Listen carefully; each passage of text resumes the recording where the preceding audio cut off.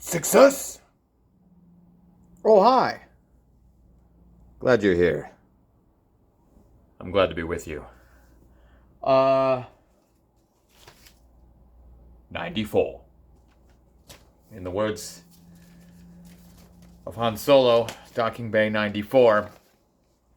And in the words of Obi-Wan Kenobi, 94.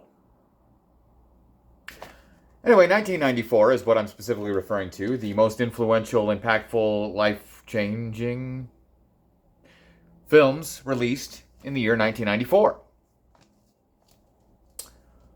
No, this is not one of them. I just am very excited to see that film tomorrow. The new one. We'll get there in a couple of videos. That'll be a long one. So let's make this one short because there's a lot of movies that I want to go over. Well, there's a lot of movies I want to mention and a few I need to go over. So we'll run down the line per usual. I'll go into some kind of order. I got notes, forgive me. Well, I don't have notes, but I got a list and I'm trying to go in some kind of chronological released order and then save the most influential for last. Check my Letterboxd and you'll find the full list of winners. At Paul Charman, little picture of Captain Murphy. Anyway, let's start with February of 1994. This was the year I turned 11. So, let's see. February of 1994 released a film called Ace Ventura. Ace Ventura, I just have to mention, opened the door for the world to love Jim Carrey. I mean, of course, this was the year with Dumb and Dumber, Ace Ventura, and The Mask. For me, I was never big on Dumb and Dumber. I just remember seeing commercials for Ace Ventura. I didn't see the first one in theaters. Hint, hint, on what is to come. But I remember seeing the commercials and wanting to see it really bad, and I eventually saw it on television and loved it. But 94 began the trend for the last... I can do math. 40 minus 11 is 29.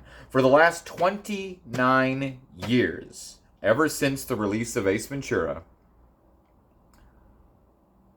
in middle school, in high school, and ever since, everyone I ever meet, you know who you remind me of? Every time, it's like I've never heard it before. You know who you remind me of? You know who you remind me of? And I usually answer for them. Let me guess, Jim Carrey. Because we're both Canadian. That's what I tell them. I tell them we're both Canadian. What are you going to do? Anywho. So Ace Ventura, very impactful because I'm often compared to Jim Carrey. But I'm also a huge Jim Carrey fan. And that movie started it all. Good times. Let's see.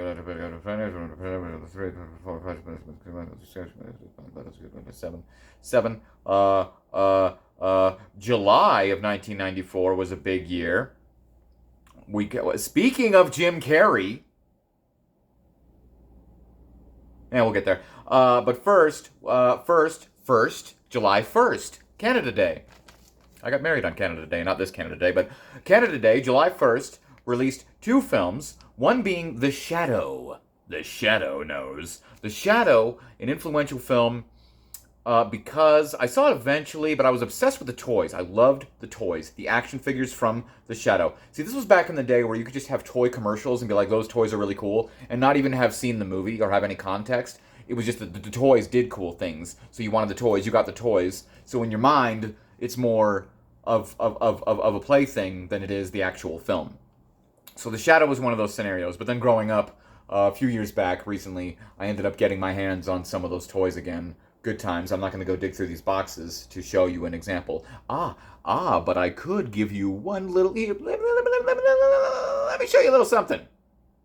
The Shadow is a good time, though. Classic film. Hilarious stuff. There's this one shot where a guy gets thrown from the building and then, like, bounces off part of the building. And then he's just in the background of the preceding shot where we just continue with other characters. And it's like this almost the weirdest, hilarious transition ever. Check out The Shadow if you'd like to see what I'm referencing. In fact, that particular actor that's thrown from that building has been in many, many, many, many things. Great character actor. He was also featured in Lost. Anywho, but if you ordered enough action figures, you could send in your proof of purchase through the mail and get because the Shadow had a ring. It was a big deal back then. Everyone had a ring. You had the Phantom, you had the Shadow, everybody had a ring, right? You had Captain Planet. Everybody had a ring. Okay, Schwartz. That's Spaceballs.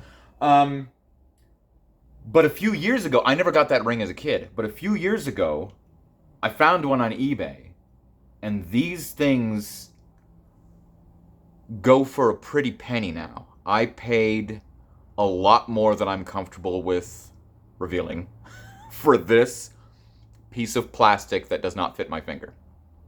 It is a hologram ring. All right, come on. That is very hard to get now, extremely rare. So if you find one on eBay, which is not likely, but if you did, it will be very expensive. This is the ring. Oh, come on now. Look, what do I do? Do this, and it'll show the ring. Look at the ring. Look at the ring, camera. Look at this. Look at this. Look at this. Look at this. Look at this. The Shadow knows. And I'm trying to get the hologram to... We are eating up way too much time with this. Come on. You get the idea. You can look up some pictures online if you'd like. But this is a real deal. It's a real deal. It's the Shadow hologram ring. At the right angle, you can see it says the Shadow. Like behind the brick wall. But anyway, this was an exclusive thing that most kids couldn't get, couldn't mail away for, didn't get enough action figures for. And if they did, it was not... They would lose it, or get rid of it, or sell it, or it wouldn't be in as pristine condition if they wore it. So I found a perfect mint, pretty much condition ring from the Shadow, which is now one of the most expensive possessions that I own. Definitely the most expensive ring that I own. Believe it or not, this little piece of plastic. Anyway, moving on. Also on July 1st of 94 was a movie called Baby's Day Out. I remember seeing it with my father. We had a great time. We got ice cream afterwards. And I think, man, where was it? Somewhere that was doing like little book toys with their kids' meals. I want to say it was like Dairy Queen, because we got ice cream. It was also like one of those Subway restaurants where it wasn't like a McDonald's or a Burger King. But they had little pop-up books for little scenes from the movie. I still have it somewhere. A little Baby's Day Out pop-up book. It's just a quaint, quirky, fun movie, especially for an 11-year-old. It was a good time. I enjoyed Baby's Day Out.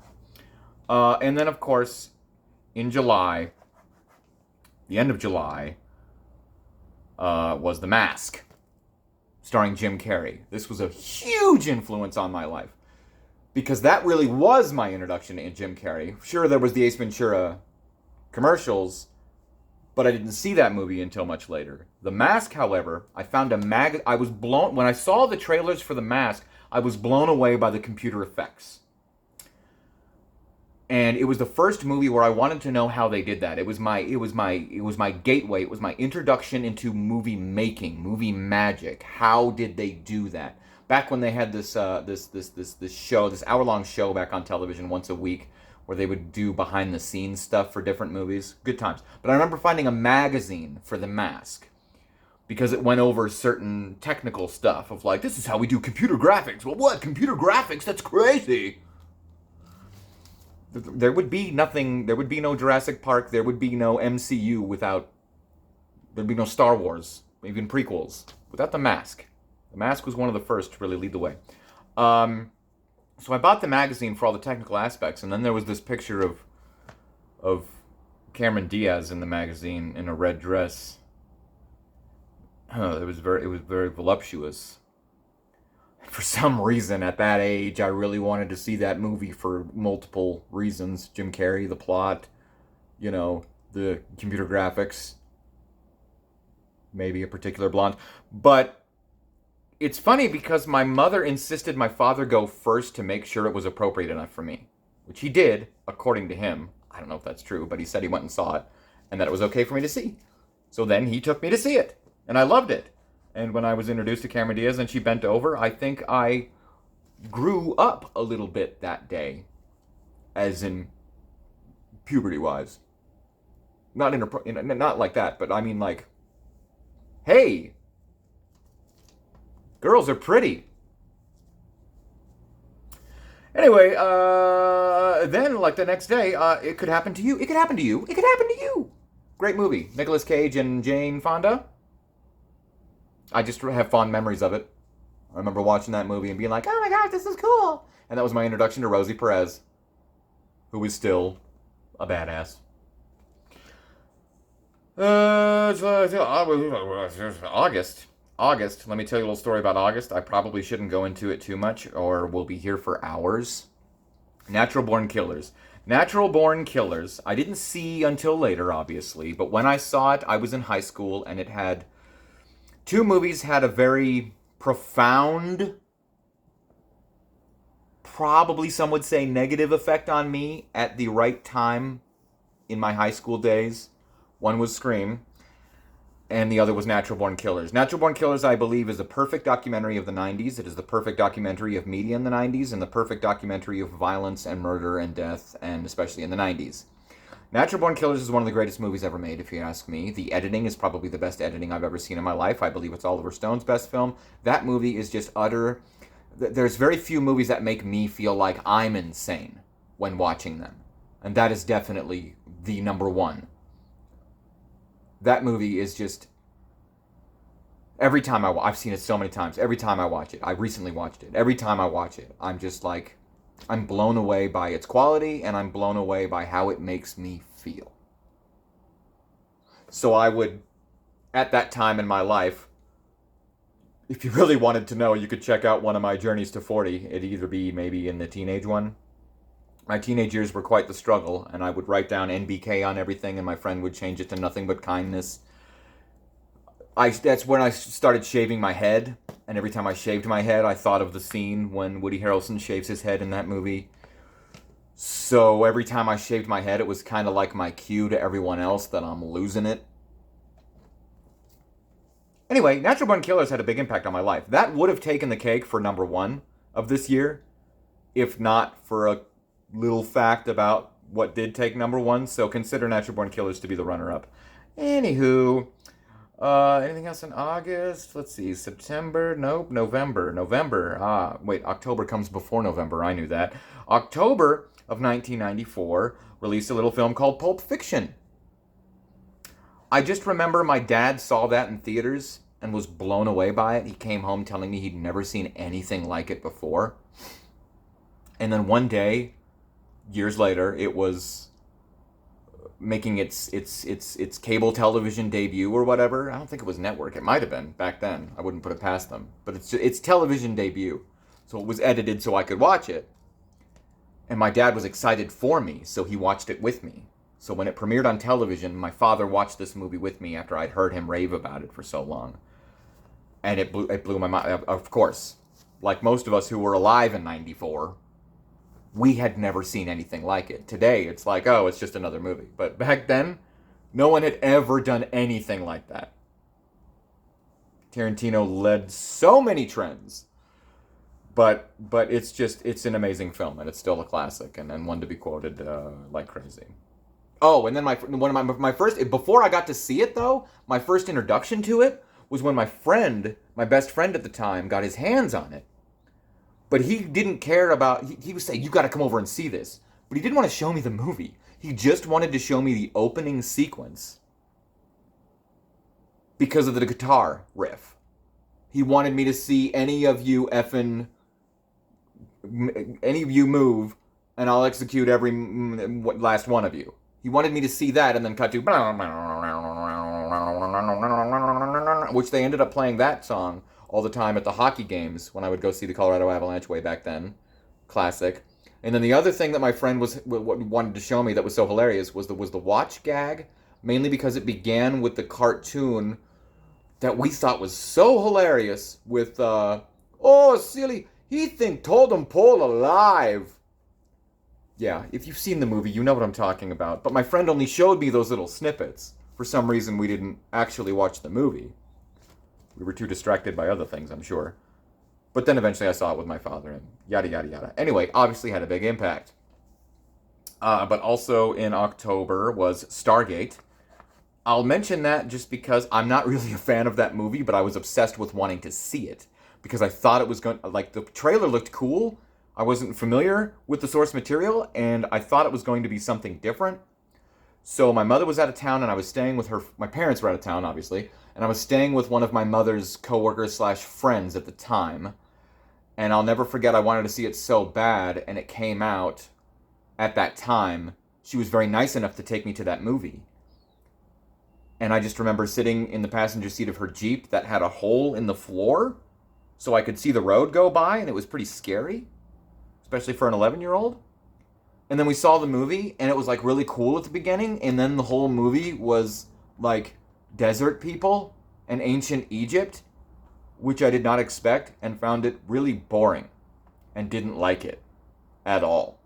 I appreciate it now for what it is, but overall, that's not really my cup of tea, so I never got into the shows or anything, in case you're wondering. So I was very excited about the concept of that film, but very disappointed that it then focused on ancient Egypt rather than all the other places this portal could have taken me. Let's see how quick we can make this. Sirens came out on November 11th.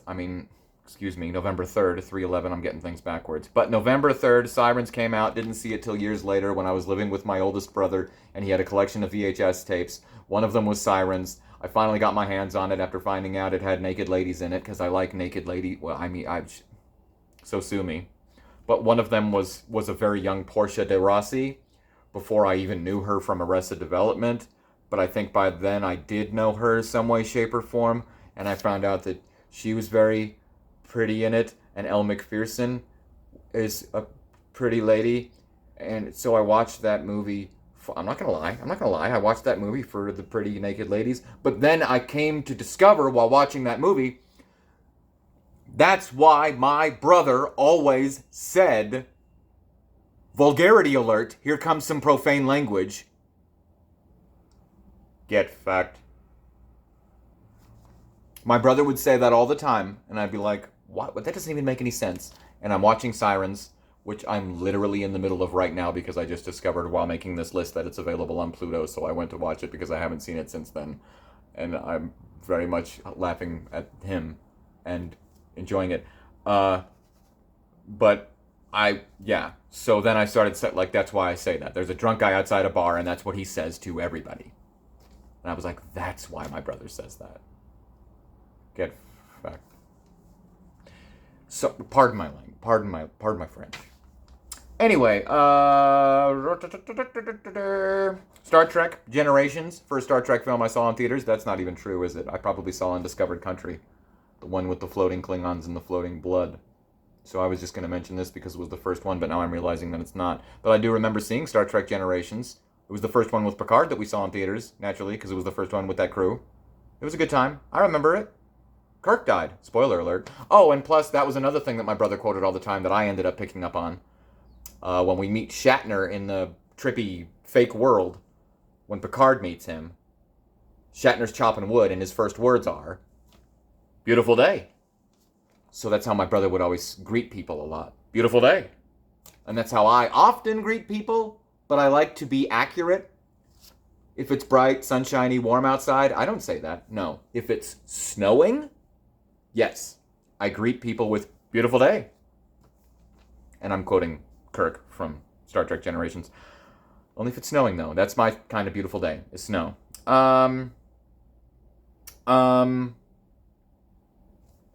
Pagemaster, starring Macaulay Culkin. Very influential film back then for being one of those live action and then into an animated world. I barely remember that movie, but I do vividly remember my best friend's mother taking us to see it. And it was a good time. I think there was a book guy. I think Whoopi Goldberg played a character with wings at one point. Was that a book? Was she the book? Crazy movie. I should check that out sometime if I can. Watch that with my son. He'd probably appreciated it. He's about to be 11. I could watch the movies I saw at that age when he's that age. Great idea. Anyway, there's another film that I discovered that came out in December, supposedly, according to other sources, February. But anyway, it wouldn't even give a specific date. I found it on cable television one day as a teenager. Just stumbled upon it while channel surfing, and it blew my freaking mind as far as the right time in my life at that right age, and it just being like something I'd never seen before.